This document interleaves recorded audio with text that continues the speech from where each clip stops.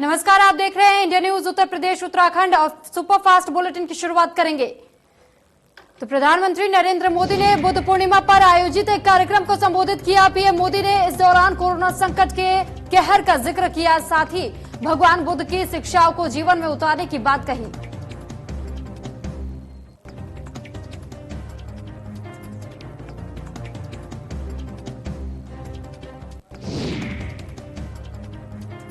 PM ने कहा कि कोरोना के कारण दुनिया में बड़ी लकीर खींची गई है, जिसके बाद पहले और बाद की दुनिया में बड़ा अंतर होगा।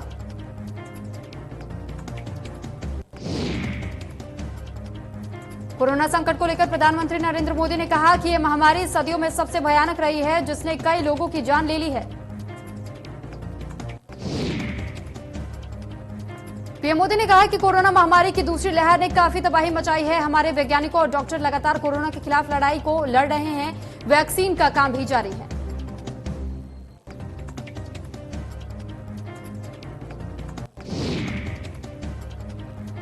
सीएम योगी आज देवरिया, कुशीनगर, गोरखपुर के दौरे पर हैं। गोरखपुर से देवरिया फिर कुशीनगर जाएंगे सीएम। शाम 5 बजे गोरखपुर से आएंगे वापस। कुशीनगर से वापस आने के बाद गोरखपुर में सीएम योगी 2 कोविड अस्पतालों का शुभारंभ करेंगे। सीएम योगी 27 मई को नवनिर्वाचित ग्राम प्रधानों के साथ बैठक करेंगे। 28 मई को सेम कोरोना और वैक्सीनेशन पर करेंगे संवाद।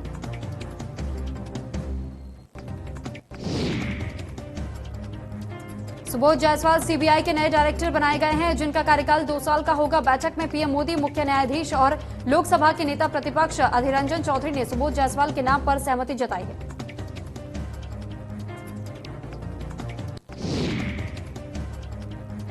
सुबोध कुमार जायसवाल 1985 बैच के आईपीएस अधिकारी हैं। सीबीआई में डायरेक्टर बनने से पहले सीआईएसएफ के महानिदेशक थे।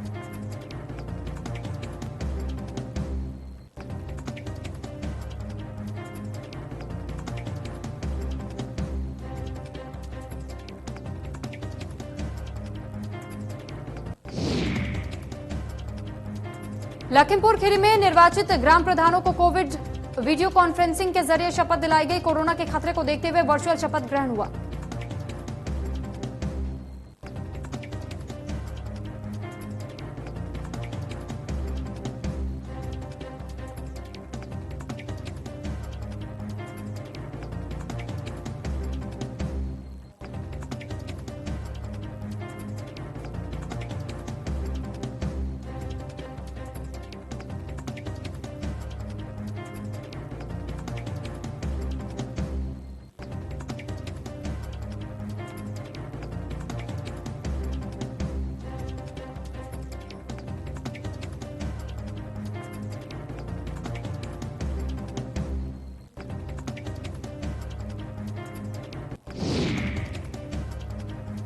कानपुर देहात के 10 ब्लॉकों के 618 ग्राम पंचायतों के नवनिर्वाचित ग्राम प्रधानों और सदस्यों के शपथ ग्रहण के लिए जिलाधिकारी ने अधिकारियों को नियुक्त किया है।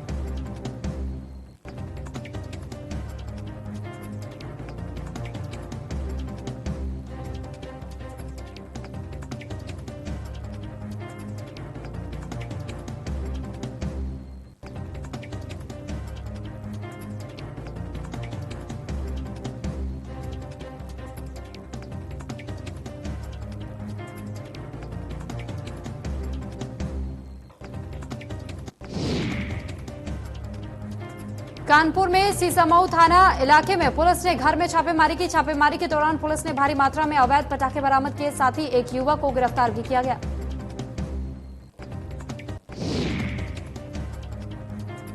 पुलिस ने मौके से 40 पेटी अवैध पटाखे बरामद किए। छापेमारी में गिरफ्तार युवक के पास पूर्व में पटाखों का लाइसेंस था, जो एक्सपायर हो चुका है।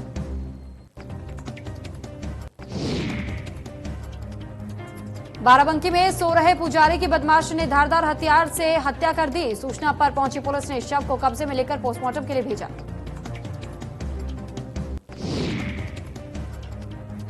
प्रतापगढ़ में युवक की पीट कर हत्या कर दी गई। गांव में पीएसपी सहित भारी पुलिस बल तैनात किए गए। दबंगों ने दिन दहाड़े युवक पर किया था जानलेवा हमला।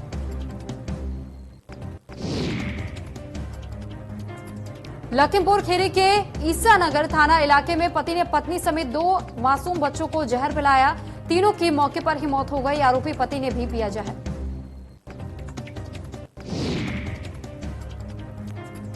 लखनऊ के चिन्हट थाना इलाके में बदमाशों ने हर्षित हॉस्पिटल के मालिक की गाड़ी पर जानलेवा हमला किया। हमले में डॉक्टर गंभीर रूप से घायल हो गए और उन्हें इलाज के लिए ट्रॉमा सेंटर में भर्ती किया गया है।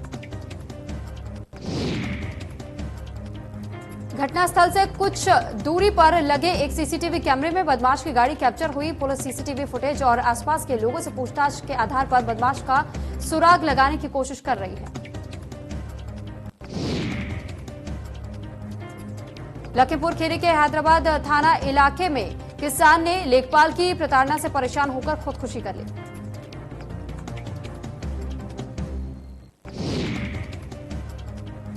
कौशाम्बी में युवती के सिर कटी लाश नग्न हालत में मिलने से हड़कंप मच गया। सूचना पर पहुंची पुलिस ने शव को कब्जे में लेकर पोस्टमार्टम के लिए भेज दिया।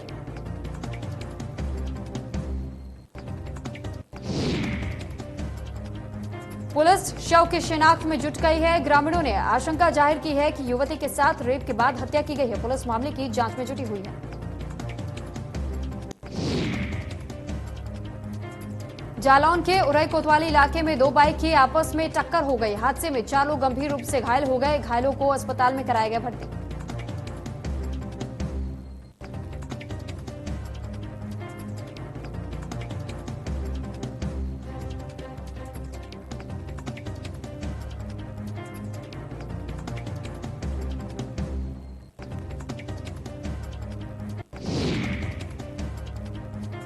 झांसी के पुछ थाना इलाके में तेज रफ्तार बाइक सड़क किनारे खड़े डंपर से जा टकराई। टक्कर में महिला समेत 3 लोग गंभीर रूप से घायल हो गए।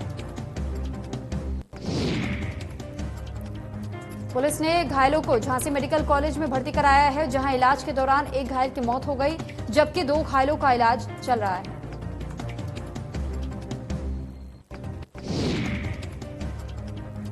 श्रावस्ती में पुरानी रंजिश में 2 पक्षों में मारपीट हो गई। दोनों पक्षों में जमकर चले लाठी डंडे। दोनों पक्षों के महिला समेत 7 लोग घायल हुए।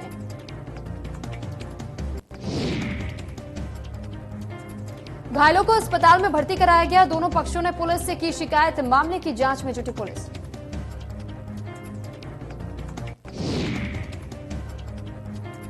बलिया में एसपी ऑफिस के बाहर भीड़ देखकर भड़के एसपी। बिना नंबर वाली गाड़ी को किया गया सीज। पीड़ित के साथ आए लोगों पर महामारी एक्ट लगने के निर्देश।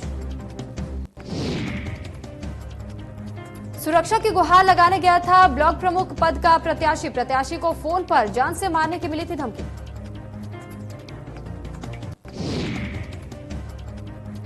यूपी में ब्लैक फंगस के 700 मरीज सामने आ चुके हैं। राजधानी लखनऊ में सबसे ज्यादा 240 मरीज मिले हैं। अब तक 35 मरीजों की मौत हो चुकी है।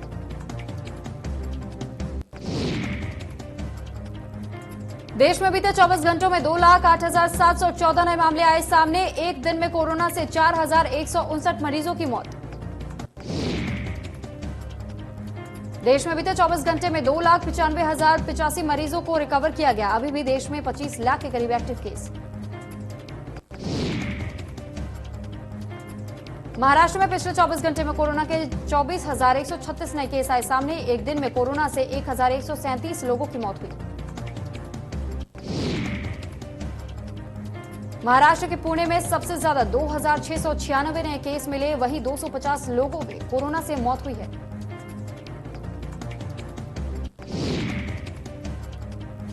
कर्नाटक में कोरोना के 22,758 नए केस मिले। पिछले 24 घंटे में कोरोना से 588 लोगों की मौत हुई है।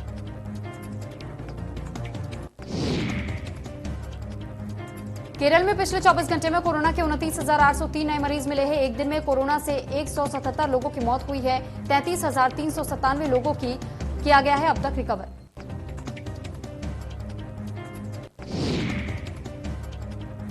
आंध्र प्रदेश में पिछले 24 घंटे में 15,284 नए मरीज मिले हैं। एक दिन में कोरोना से 106 मरीजों की मौत हो गई। 20,917 मरीजों को रिकवर किया गया। तमिलनाडु में भी कोरोना का कहर जारी है। पिछले 24 घंटे में 34,285 नए मरीज मिले। एक दिन में कोरोना से 468 मरीजों की कोरोना से मौत हुई।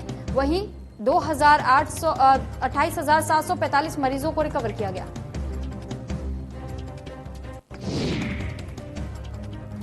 दिल्ली में कोरोना के पिछले 24 घंटे में 1568 नए केस मिले। एक दिन में 156 मरीजों की मौत हुई। 4251 मरीजों को रिकवर किया गया।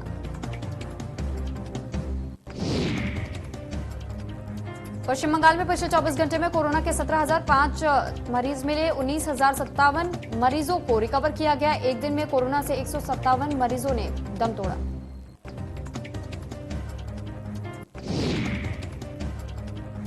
राजस्थान में भी कोरोना का कहर जारी। पिछले 24 घंटे में 3,404 नए मरीज का रिकॉर्ड मिला है। एक दिन में कोरोना से 105 मरीजों की मौत हुई है। 15,635 मरीजों को रिकवर किया गया।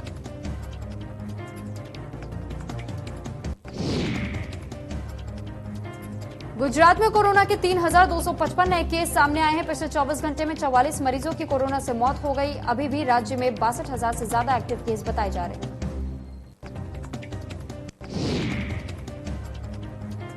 मध्य प्रदेश में पिछले 24 घंटे में कोरोना के 2,422 नए मरीज मिले। एक दिन में कोरोना से 68 लोगों की मौत हो गई। 7,373 लोगों को रिकवर किया गया।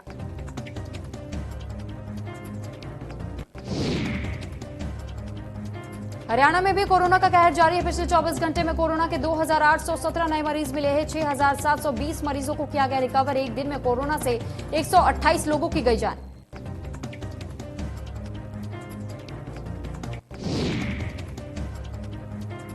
बिहार में पिछले 24 घंटे में कोरोना के 3,306 नए मरीज मिले हैं। एक दिन में कोरोना से 104 मरीजों की मौत हुई है। 6,015 मरीजों को रिकवर किया गया।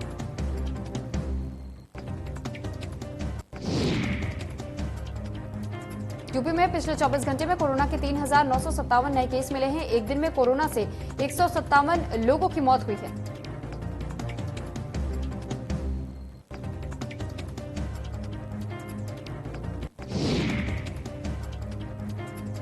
यूपी में एक दिन में ही 10,441 मरीजों को रिकवर किया गया है। अभी भी प्रदेश में 69,000 से ज्यादा एक्टिव केस। लखनऊ में 24 घंटे में कोरोना के 201 नए केस मिले हैं। एक दिन में कोरोना से 5 लोगों की मौत हुई है।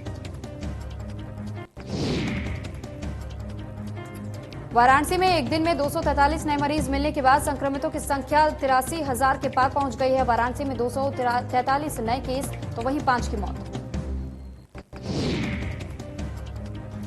नोएडा में कोरोना के पिछले 24 घंटे में कोरोना के 136 नए मरीज मिले हैं। एक दिन में कोरोना से 5 लोगों की मौत हुई है। अभी भी जिले में 3,000 से करीब एक्टिव केस बताए जा रहे हैं।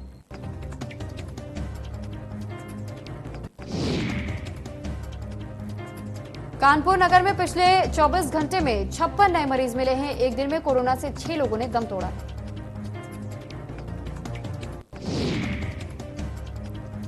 गाजियाबाद में कोरोना के 141 नए मरीज मिलने के बाद संक्रमितों का आंकड़ा 54,000 के पार पहुंचा है। एक दिन में कोरोना से 1 की मौत हुई।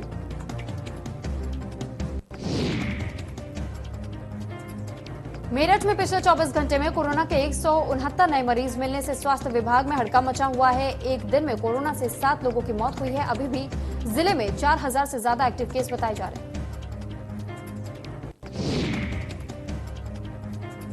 उत्तराखंड में 24 घंटे के अंदर 81 मरीजों की मौत हुई है। वहीं 4,492 नए संक्रमित मिले हैं। साथ ही एक्टिव केस की संख्या भी 73,172 हो गई है। 7,333 मरीजों को ठीक होने के बाद डिस्चार्ज किया गया। प्रदेश में अब तक 2,0756 संक्रमित मरीज आ चुके हैं। देहरादून में सबसे अधिक 524 कोरोना संक्रमित मरीज मिले हैं। वहीं हरिद्वार जिले में 20, नैनीताल में 209, उधम सिंह नगर में 452, पौड़ी में 109 नए केस मिले हैं।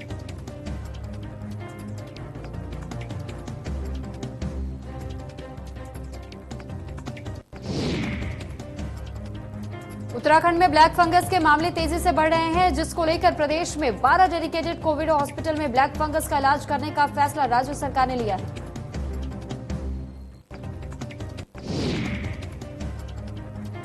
उत्तराखंड में 118 मरीज ब्लैक फंगस के सामने आए हैं और 9 लोगों की अब तक मौत हो चुकी है। ब्लैक फंगस के 15,000 एम्फोटेरिसिन बी इंजेक्शन 27 मई को मिल जाएंगे।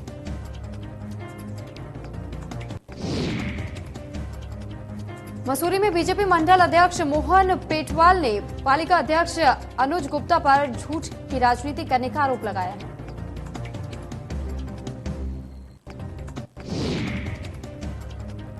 हरिद्वार के बीजेपी विधायक सुरेश राठौर को अश्लील वीडियो का डर दिखाकर ब्लैकमेल करने का मामला सामने आया है। विधायक ने ज्वालापुर कोतवाली में एफआईआर दर्ज कराई है।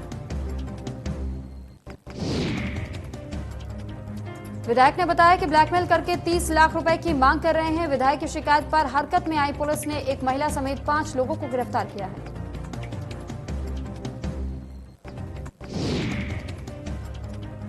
बंगाल की खाड़ी में उठे चक्रवाती तूफान यास ने तबाही मचाना शुरू कर दिया है। भारत मौसम विज्ञान विभाग का कहना है कि यास गंभीर चक्रवाती तूफान में बदल चुका है। उड़ीसा के बालासोर तट से टकराने की आशंका है। ओडिशा और पश्चिम बंगाल में यास तूफान की वजह से कई राज्यों में अलर्ट जारी किया गया है। पूर्वी तटीय राज्यों पर यास तूफान का खतरा मंडरा रहा है।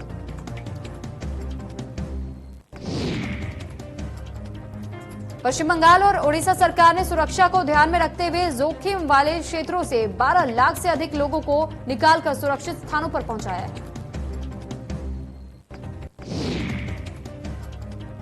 ओडिशा में यास चक्रवात के आने से पहले धामरा में तेज हवाओं के साथ बारिश और ओडिशा पारादीप में चल रही तेज हवाओं की वजह से पेड़ उखड़ गए हैं। चक्रवात यास के मद्देनजर पारादीप में एनडीआरएफ टीमों को तैनात की गई।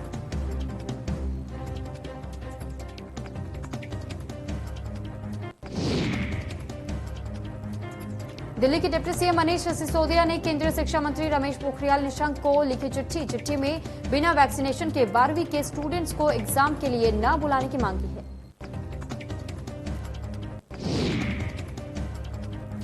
मनीष सिसोदिया ने कहा है कि कोवैक्सीन या कोविशील्ड 17 से अधिक आयु वर्ग के बच्चों को दी जा सके। इसके लिए केंद्र सरकार एक्सपर्ट से राय ले। इसके लिए केंद्र को फाइजर कंपनी से भी बात करनी चाहिए। दिल्ली की सीमाओं पर चल रहे किसान आंदोलन को आज 6 महीने पूरे हो गए हैं। वहीं आज ही केंद्र की सरकार के 7 साल पूरे हुए हैं। इस मौके पर संयुक्त किसान मोर्चा ने सरकार के विरोध स्वरूप काले झंडे लगाने का फैसला लिया है।